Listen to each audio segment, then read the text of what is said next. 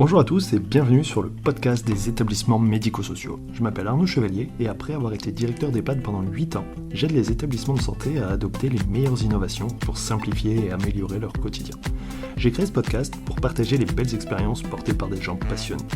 Avant de commencer, si vous appréciez ce podcast, vous pouvez vous abonner pour ne rater aucun épisode et encore mieux, mettre une note 5 étoiles sur Apple Podcast et le partager à vos collègues. Sur ce, bon épisode. Bonjour à tous, aujourd'hui je discute avec Julie Coustenoble qui est directrice d'EHPAD à Hanon pour la Fondation Partage et Vie et ensemble on va parler des équipes autonomes mais cette fois-ci des équipes autonomes en EHPAD. Donc merci Julie de participer à cet épisode, je suis super content qu'on puisse le faire.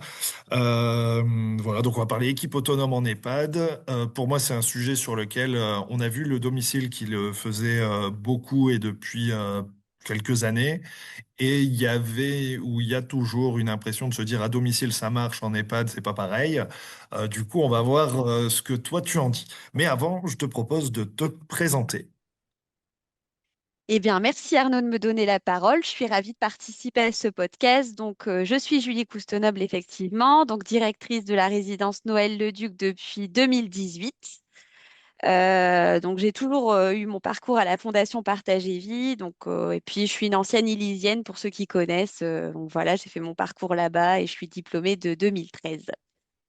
Ok, Sur mon parcours, j'ai pas grand-chose à dire, mis à part effectivement cette initiative en termes de management, donc qui date chez nous de 2021.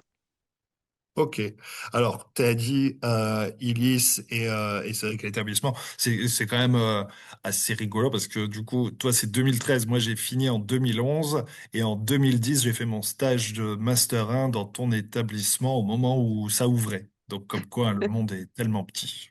C'est ça, à l'ouverture de l'établissement, du coup, il a Ouais. fêté ses 15 ans. Ouais. Il a fêté ses... Ah ouais, mince, ça me rajeunit pas. Il était ouvert depuis 10-15 jours quand je suis arrivé. Il y avait 10 résidents. C'était vraiment super intéressant. Mais bon, c'est pas le sujet. Le sujet, c'est du coup, en 2021. En gros, c'est quoi cette idée en plein Covid de rendre les équipes autonomes? Alors en fait, c'est l'initiative du directeur territorial de l'époque. Effectivement, nous, on sortait d'une expérience réussie d'autonomisation des équipes du service à domicile de la Fondation Partage et Vie, donc la SAPAT, qui est située à Saint-Lenoble. Et le Hmm. directeur territorial, du coup, a cherché en fait à reproduire le modèle en répondant du coup à un appel à manifestation d'intérêt de l'ARS. Et de base, on avait sélectionné donc trois établissements pour lesquels il y avait une problématique de taux d'absentéisme. Au final, comme c'était quand même un budget conséquent, les directrices qui étaient sélectionnées pour l'expérience ont décidé du coup d'amener des directrices supplémentaires dont je faisais partie. Et donc, c'est comme ça que je me suis retrouvée un peu par hasard dans ce parcours de transformation de manager donc, qui a duré 1 an et effectivement qui a été un peu bouleversé par la crise sanitaire, puisque du coup, on a commencé notre parcours de transformation en tant que manager en 2020, donc en plein boom du Covid. Et l'idée, c'était voilà, d'avoir en fait, de recueillir des témoignages de managers qui avaient du coup réussi leur transformation et de pouvoir échanger sur nos difficultés communes et de voir comment ce nouveau modèle pouvait nous apporter potentiellement des solutions. Le Ok. souci, c'est qu'à la base, en fait, on était tout un peu réfractaires, puisqu'effectivement, comme tu l'as dit en introduction, on se disait tous, oui, ça peut marcher dans le domicile, mais en EHPAD, ça va être plus compliqué. Et moi, j'ai eu le déclic en ayant justement un témoignage, moi aussi, de Luc Lafont, donc, qui était directeur d'une résidence autonomie, qui avait effectivement créé un modèle différent. Et là, je me suis dit, bon, ok, c'est possible. Et donc, au bout d'1 an de témoignage, je me suis dit, je vais me lancer. Un peu, voilà, au pif, on se dit, bon, allez, de toute façon, on est bien conscient de toutes les difficultés du secteur. Quitte à essayer, on va essayer. Et voilà, et donc en fait, moi tout simplement, c'est parti d'un mail à l'équipe de manière un peu générale en disant j'ai envie de tenter autre chose qui même me suivent. Et donc, on a Ok, constitué une équipe projet de 9 personnes qui étaient volontaires. Le but, c'était du coup de dresser un peu un état des lieux, mais pas forcément avec des personnes justement qui avaient ce profil manager, mais plutôt avec des personnes terrain. Et ça a été très très vite en fait, en 6 mois. Donc on a lancé cette équipe projet en janvier 2021. On a fait un état des lieux et on s'est lancé. Donc en juillet, on a voilà, modélisé un peu les équipes ensemble. On a rédigé un cadre des équipes responsabilisées. Moi, j'ai une contrainte un peu de temps puisque du coup, j'étais enceinte en 2021. Donc, on devait lancer le modèle normalement si on avait suivi un peu le processus, on va dire classique. On aurait dû se former avant de se transformer. Et nous, en fait, bah, comme du coup, j'allais m'absenter pendant la période de mon congé maternité, l'équipe, elle m'a dit, on le fait pas sans vous, donc on se lance un peu à la va-vite, mais on s'est lancé en juillet 2021 sans avoir de base de formation, en fait. On a ok, vous avez constitué notre tout fait propre en modèle. direct. Ok. C'est ça. Alors j'ai deux questions. La première, c'est qu'est-ce qui t'a fait changer d'avis ou est-ce qu'il y a quelque chose qui t'a fait changer d'avis à travers le parcours de formation, le parcours de transformation des managers dont tu parlais? Bah, c'est Ou est-ce vraiment que le témoignage, en fait. C'est ouais, c'est le vraiment le témoignage, ok. témoignage d'un père, donc c'était Luc Lafont, qui était en établissement, parce que c'est vrai qu'on avait entendu beaucoup de témoignages de services à domicile, mais Ouais. sans pour autant pouvoir faire un rapprochement par rapport à nos pratiques, en fait. Et c'est vraiment ce témoignage, je crois qu'il dirigeait une résidence autonomie à l'époque, où je me suis dit, OK, je commence à assimiler un peu comment voir les choses, même si en fait, ce qui est un peu frustrant au démarrage, c'est de se dire en fait, il y a pas de procédure. Il faut se dire, Hmm. allez, on se lance et on voit ce que ça donne en fait. Donc c'est un peu frustrant, surtout pour des personnes qui ont des formations en qualité de base en fait, de se dire bah en fait, nous on aime bien suivre étape 1, étape 2, étape 3. Bah non. Là, quand on se lance pour une transformation, on se dit on constitue, moi on m'avait dit voilà, on constitue cette équipe projet et on voit plus ou moins où ça nous mène, quoi. Ouais, je comprends.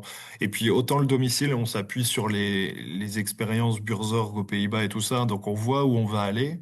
Ouais. Là, c'est vraiment, enfin, la manière dont je le vois comme ça, c'est vraiment le saut dans l'inconnu. Où on se dit, on va transformer, mais en fait, et ça amène la deuxième question, on transforme en quoi et qu'est-ce qu'on va chercher en fait? C'est quoi une équipe autonome?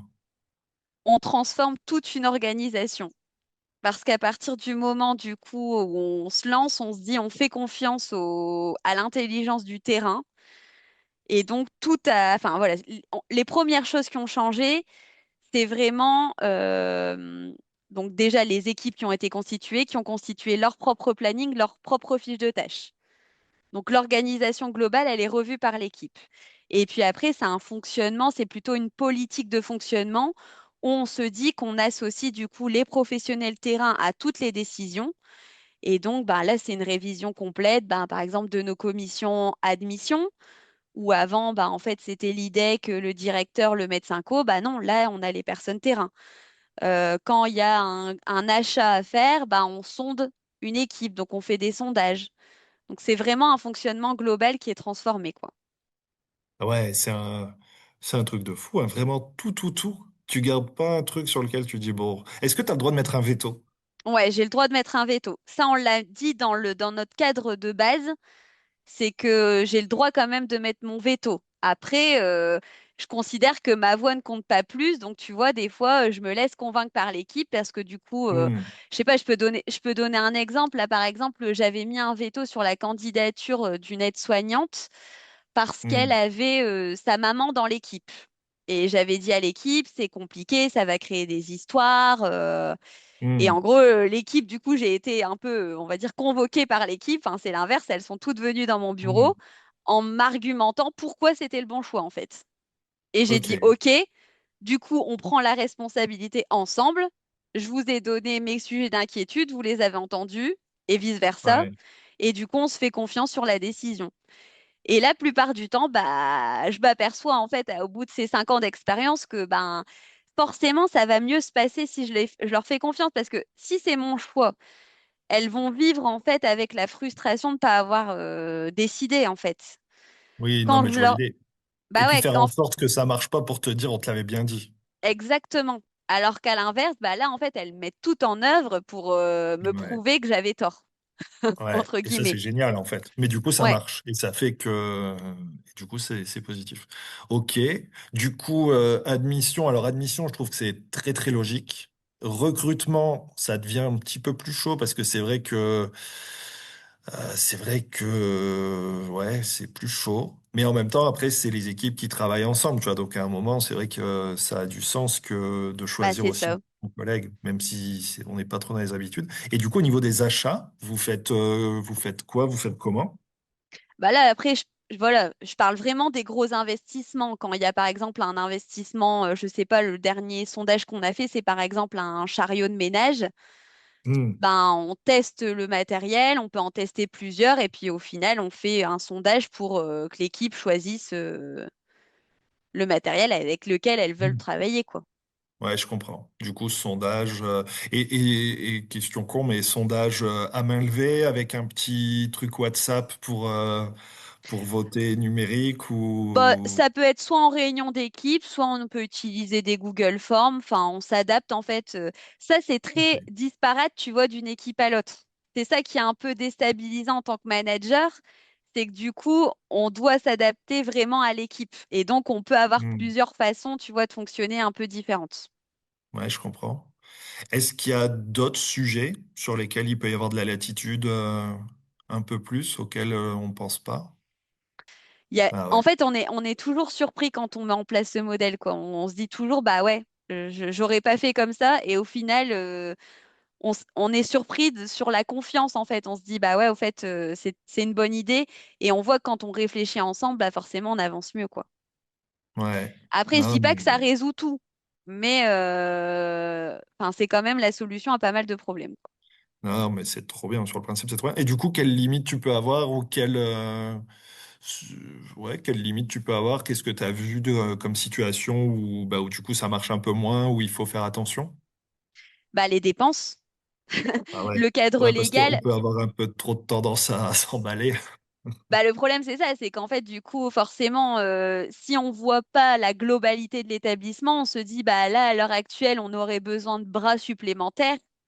Je dis pas le contraire, Hmm. les moyens en EHPAD, ils restent limités. Mais du coup, bah, il faut avoir conscience de cette limite, quoi.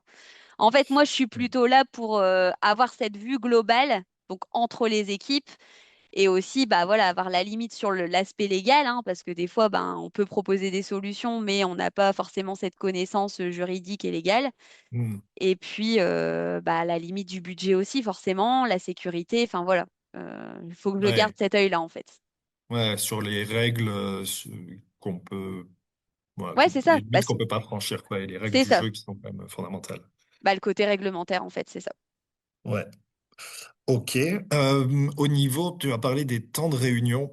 Moi, c'est un sujet que je trouve super intéressant parce que j'avais participé à une conférence il y a longtemps, un truc qui m'a marqué, qui disait que depuis les 35 heures, on a complètement raboté les temps de réunion parce qu'en gros, c'est ce qu'on a retiré et que du coup les équipes se parlent plus, que du coup ils font leurs réunions sur les temps de pause, ce qui peut agacer parfois certains managers, ce qui peut nous mettre dans des situations un peu merdiques vis-à-vis des familles quand on se dit il y a plus personne dans l'établissement, ils sont tous dehors en train de fumer, mais qu'en fait c'est aussi lié à un besoin de voilà d'articuler les choses et tout ça.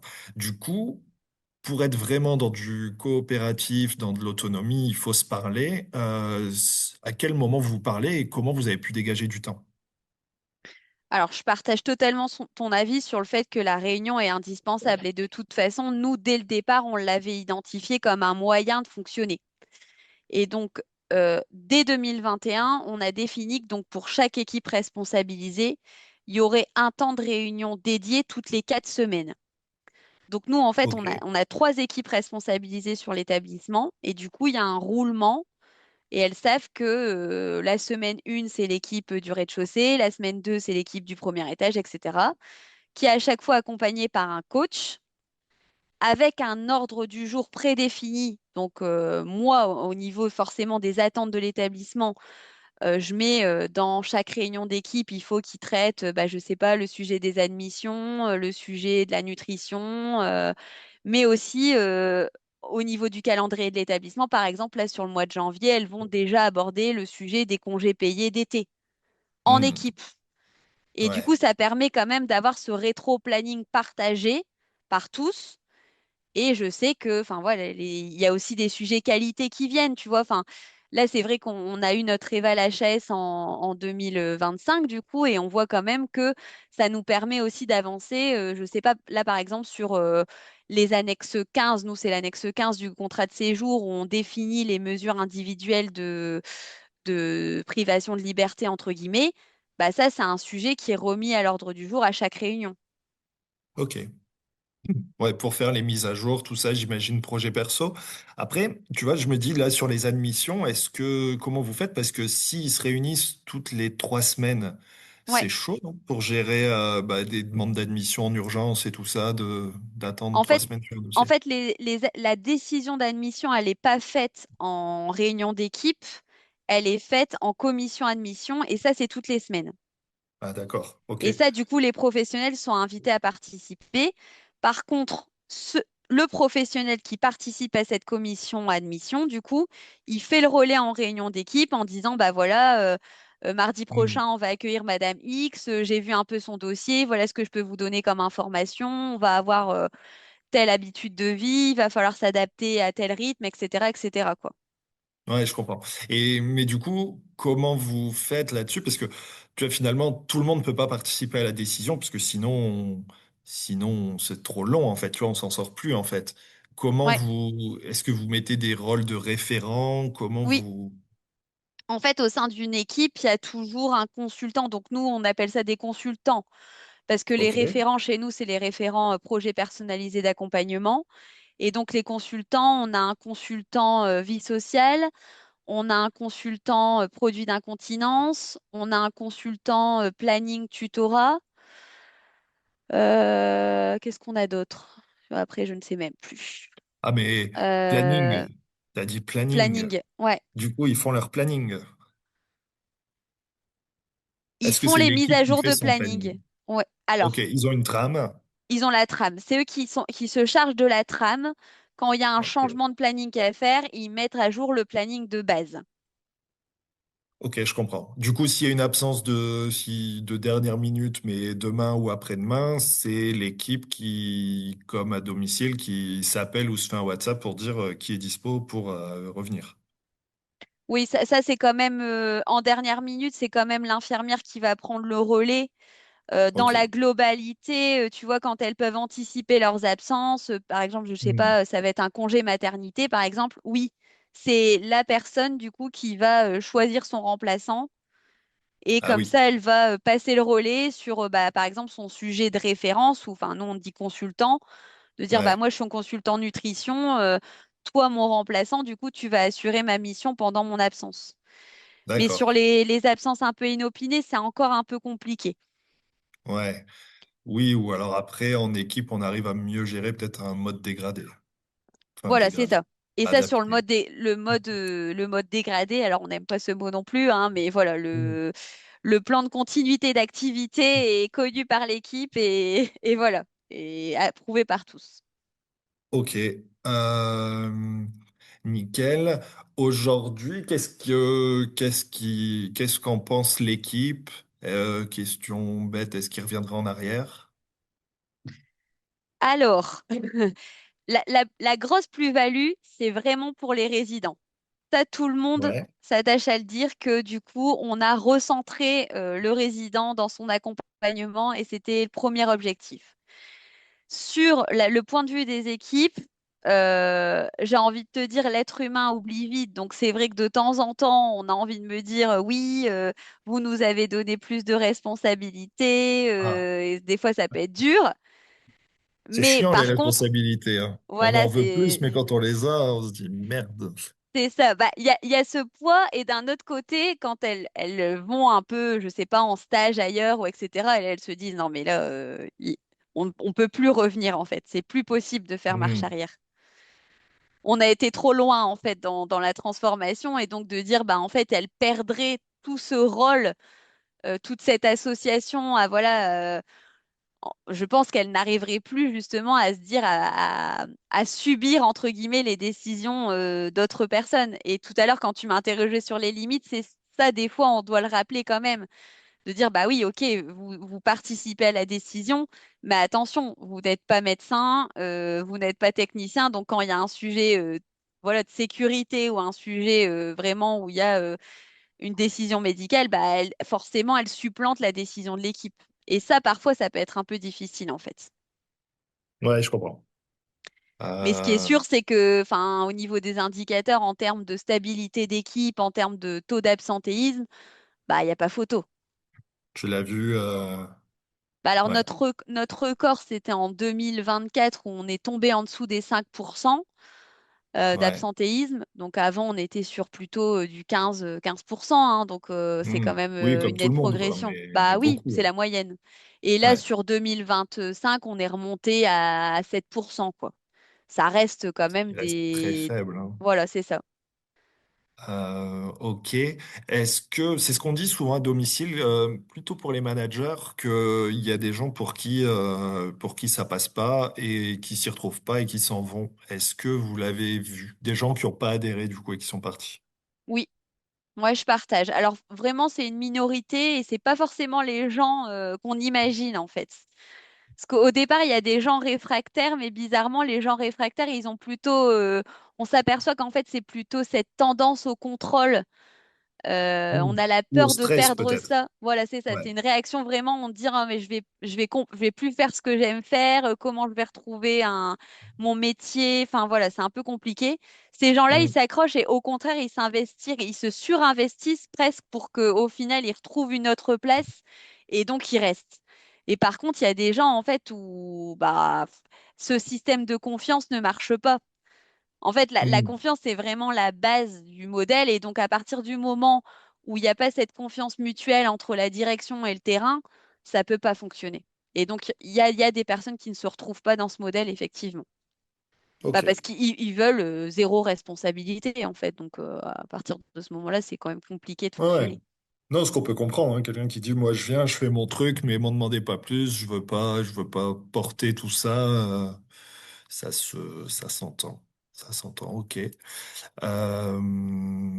Les familles, est-ce que vous avez senti des changements?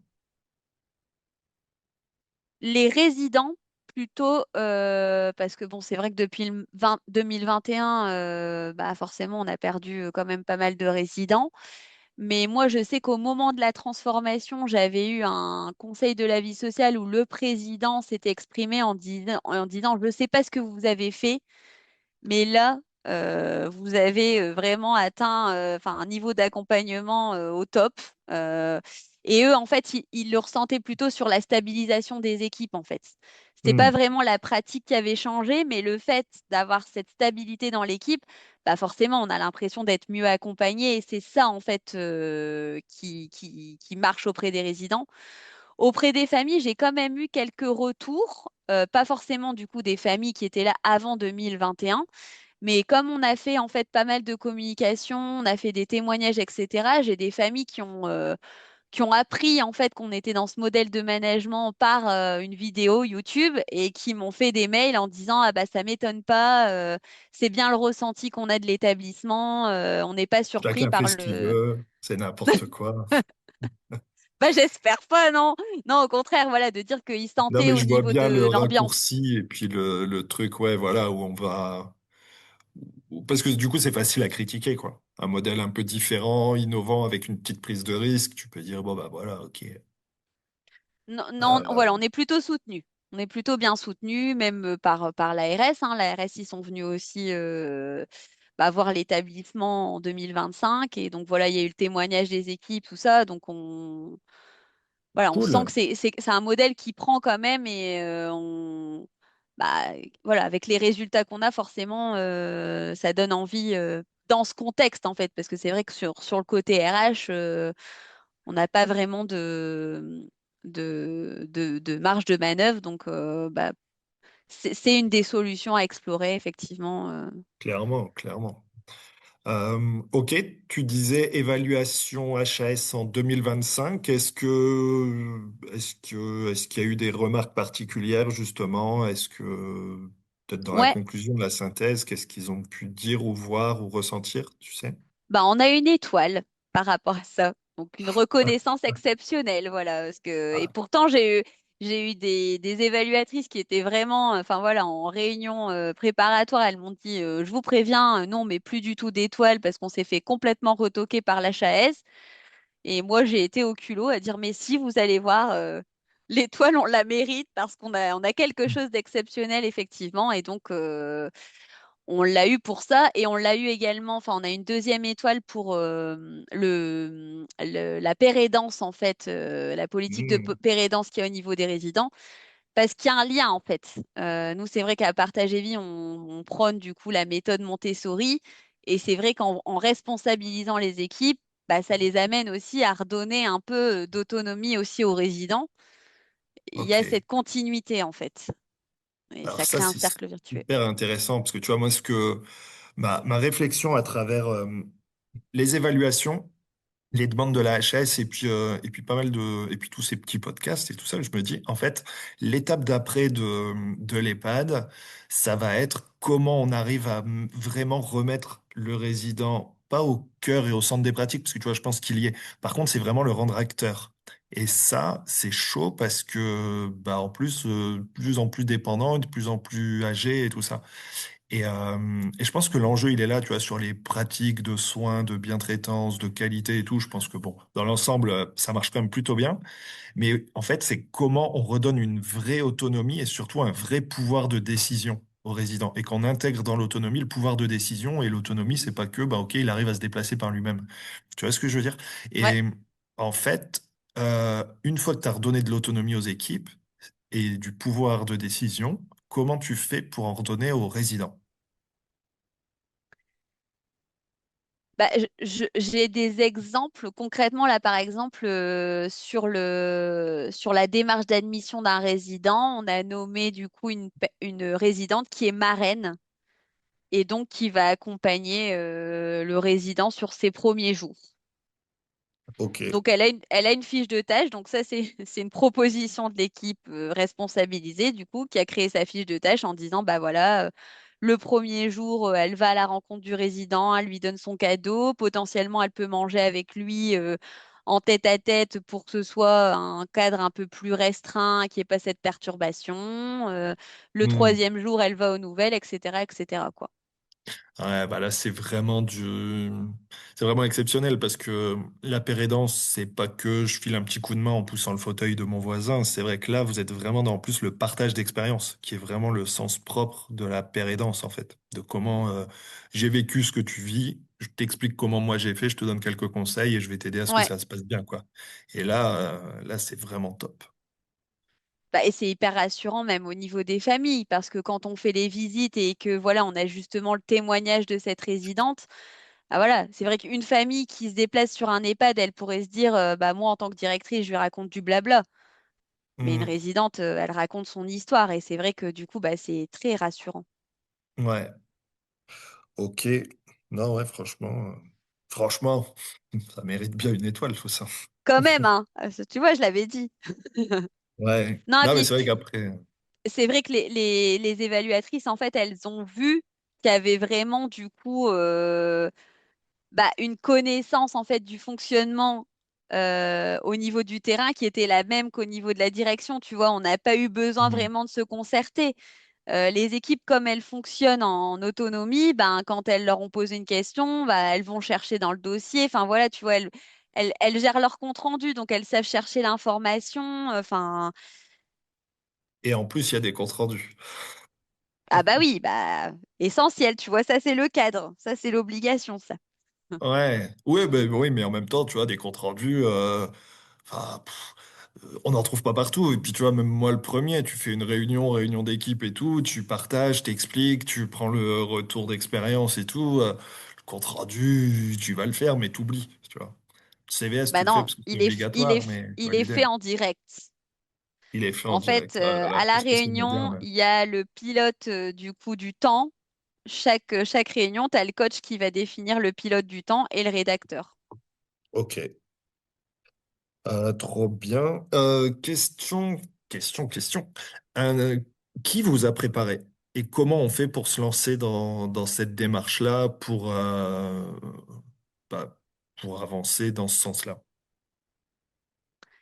Alors moi, individuellement, du coup, mon parcours de transformation, c'était avec Laurent Barbacher, qui est l'auteur du coup de l'entreprise altruiste. Ok, Et au niveau des équipes, donc comme je te disais tout à l'heure, nous, on a fait un peu le parcours à l'envers puisqu'on s'est lancé avant de se former. Et sur notre parcours du coup de formation, c'est Compagnie qui nous a accompagnés. ok.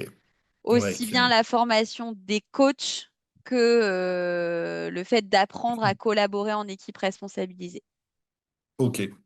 Ok, ouais. Compagnie qui s'est un peu spécialisée là-dedans au départ, surtout, moi je les ai croisés à travers les services à domicile. C'est ça. Mais Bah, du de coup, base, c'est à ils l'envie interviennent et aussi ils ont en EHPAD, ouais. créé. Voilà, c'est ça. Ok, super. Et ben franchement, moi je suis impressionné par tout ça parce que franchement, je faisais vraiment partie de tous ceux qui disaient mais Burzorg, ok, exceptionnel. Pour des infirmières, ça marche très bien. Éventuellement à domicile sur un périmètre plus court, tu as de petite équipe de 6 personnes. Je me dis l'EHPAD, ça marchera pas. Il y a trop de monde, trop de métiers.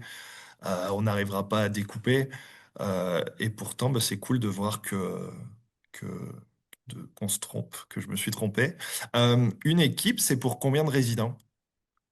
Alors, justement, j'allais rebondir sur ce que tu Parce que étais en train de Burzorg, il dire, c'est dit que 8, on- 8 pros pour un territoire. Mais du coup, vous êtes sur quoi? ouais, nous, on est sur à peu près une dizaine de professionnels pour 24 résidents. 10 pros pour 24. Et du coup, 10-12, quoi. Ok. Et est-ce qu'ils sont amenés à changer d'équipe, tu vois, ou à se croiser, ou est-ce que c'est vraiment bien sectorisé? Alors, de base, en fait, on a essayé avec l'équipe projet de répondre aux envies individuelles, on va dire, de travailler sur tel secteur. Et là, Ouais. du coup, au bout de 6 ans, bah oui, il y a des fois des professionnels qui disent, bah là, j'ai envie de changer d'équipe. Et donc, ben, tu vois, c'est traité en fait par le référent planning. Quand il y a une libération de poste qui se fait, ben, on retravaille le planning pour la personne. On voit, il y a des changements. Des fois, il y a des besoins de changement. Un Mais petit mercato, globalement, des transferts, des échanges. c'est ça. Ça arrive, ça Ok. arrive. Bah, c'est Et du bien coup, vous aussi le parce que faites. ça évite de rentrer dans une routine, en fait. Donc, je trouve que c'est bien qu'il y ait du changement. Hmm. Oui. Non, ça peut être ça. Ok. Bah pour s'arrêter, est-ce que je te laisse le mot de la fin? Est-ce que tu as une conclusion? Est-ce que j'ai oublié quelque chose? Est-ce qu'il y a quelque chose qu'on pourrait rajouter? Je pense qu'on a déjà dit beaucoup de choses. Après, c'est vrai qu'en général, ce qui marche bien, c'est de venir voir. C'est vrai qu'on a organisé pas mal de journées de vie ma vie avec compagnie, justement. Et ce qui est le plus convaincant, c'est quand les directeurs assistent à une réunion d'équipe. Ok, Et excellent. là, vraiment, ils se disent, ah oui, d'accord. Donc maintenant, c'est vraiment, enfin voilà, quand on s'aperçoit à quel point on a évolué sur le fait que chacun ait la parole, enfin voilà, à quel point la réunion, elle est bien organisée, bien structurée, où il y a vraiment, bah, je sais pas, l'agent cadre de vie qui est en train de prendre ses notes, machin. Enfin voilà, c'est ça qui est le Hmm. plus révélateur en fait. Et la conclusion, c'est qu'en fait, il faut pas. Je dirais pas que c'est un modèle qui est fait pour tout le monde parce que je pense qu'il faut une certaine expérience. Il faut avoir confiance en l'équipe et il faut faire en fonction de l'historique de l'établissement aussi. C'est pas, Hmm. enfin voilà, c'est un modèle qui se construit. Donc là, ça fait 5 ans qu'on est dessus et on voit que voilà, on a encore des évolutions. C'est pas parfait, mais on a tous à y gagner en fait.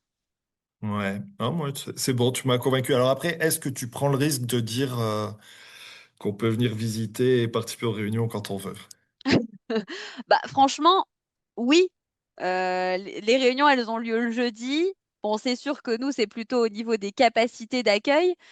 Mais il n'y a pas de tabou hein, sur les réunions auxquelles les directeurs ont assisté. Enfin, moi, j'ai pas forcément, j'ai prévenu l'équipe la veille ou l'avant-veille, et c'est pas pour autant qu'elles ont revu l'ordre du jour. Hmm. Alors oui, au début, il y a un petit malaise en disant est-ce qu'on a le droit de faire comme d'habitude? Et puis au bout de 10 minutes, bah, on a oublié que les Hmm. directeurs étaient là, et puis voilà quoi. Enfin, Ok. Et il y a pu avoir combien de, parce que c'est bizarre quand même sur une réunion d'avoir des spectateurs, quoi, mais vous êtes monté jusqu'à combien? bah, je pense qu'on a déjà accueilli ouais, 10-15 directeurs Ah sur ouais, une ouais, ça réunion. doit être assez impressionnant, ouais, parce que tu te dis mince. Bah, c'est pour Ok, ça que ça nécessite une organisation, parce que du coup, bah, je bloque un peu la salle d'animation ce jour-là, puisque forcément notre salle de réunion, elle est toute petite, donc on est obligé de ouais. déménager. Mais je pense que c'est vraiment, à chaque fois qu'on a organisé ces journées-là, c'est l'élément déclencheur où le directeur, il se dit, ah ouais, ok, bah, c'est peut-être, je dois peut-être me lancer en fait. Hmm. Ok. Eh ben, oh cool. C'est un bon mot de la fin. Bon, bah super. Eh ben, Faites-vous merci à toi. confiance. Et puis faites-vous confiance. Merci d'avoir écouté l'épisode jusqu'au bout, j'espère que le sujet vous a plu et qu'il vous inspirera. Pour m'aider à faire connaître le podcast, abonnez-vous sur votre plateforme d'écoute préférée ou notez-le et partagez-le sur vos réseaux sociaux. N'hésitez pas à me contacter sur LinkedIn pour toute remarque ou proposition de sujet. Bonne journée et à bientôt sur le podcast des établissements médicaux.